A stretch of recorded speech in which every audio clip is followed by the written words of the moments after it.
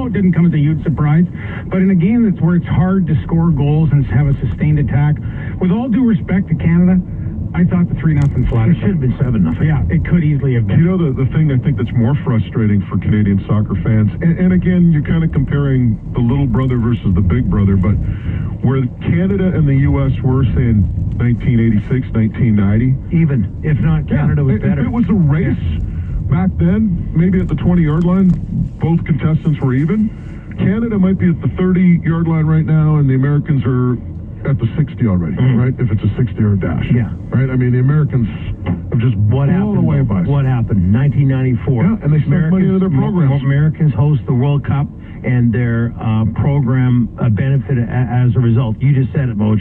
They threw money at them. They got the population. They made soccer a big deal in the States, and they excel athletically like no other nation, and off they went. But you're right.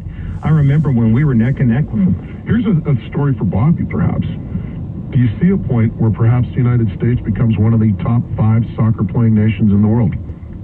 And I say that because if soccer continues to grow in popularity, right? And let's face it, right now the best athletes in the U.S. aren't playing soccer. They're being by and large. They're getting more of them though. Well, they are, but they're being driven to basketball. They're being driven to football, baseball, those big three, particularly basketball and football. What happens if you start getting some of those athletes at 7, 8, 9, 10 years old, those great athletes, saying, "Hey, I want to be part of the U.S. soccer team when I grow up, not say an NBA player." What did we just talk about? What, half an hour ago? Concussions. Do you want your kid playing football?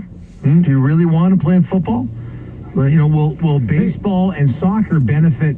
Not that there's not. I know there's a concussion issue in baseball as well. Pitches and that, but not like football or hockey. Will soccer benefit from that? Hey, by the way, speaking of concussions, and I know we got Bobby on the line, but very quickly, did you hear Bruce Arians' comments the other day? The head coach of the Cardinals? Yeah, he was pretty. He called people idiots. Fools. I didn't. He didn't come across well. I was listening to the ESPN affiliate in Phoenix when I was driving around, and I heard the quote. We can dig that up, but he did not come across well in talking about all of these things, and man, it sounded awful. But so he was dismissing concussions. Yeah, his exact quote was, "You'd be a fool not to allow your kid to play football because of these concussions." Well, that's an ongoing battle. I mean, Jerry Jones last week said, "But Barry, you're talking about somebody who's ripping into parents for caring about their kids." Yeah, well, a little bit off base. It's not an issue we've heard the end of, that's for sure. Bob Lenarduzzi joining us now on TSN 1040. Bob, how are you? Good, thank you, guys. How are all of you? You sound like you got a cold or something. You had a heck of a weekend. I have a cold, yes, I do, unfortunately. You're playing hurt, and we appreciate it. That's what you call it now, right? Okay. There you go. Soothe it with some chocolate Easter eggs. That'll work, buddy. I already did that. It hasn't worked. Good for you. What do you think of the game on Friday night, Canada, Mexico?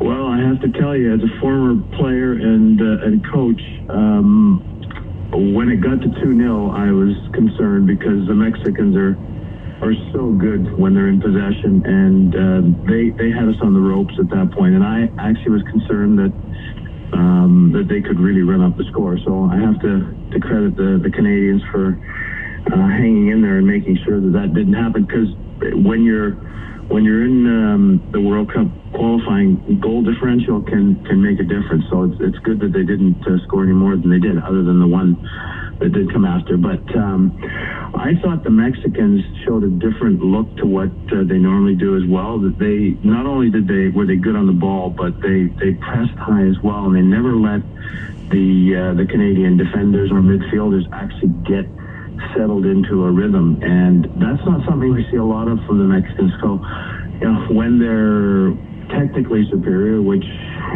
we all need to acknowledge, and they actually put the work in when they don't have the ball, that's a bad formula for teams that are playing against them. Was there any way of watching that game, Bob, and thinking, okay, as a nation, Canada's getting closer to getting back to the World Cup?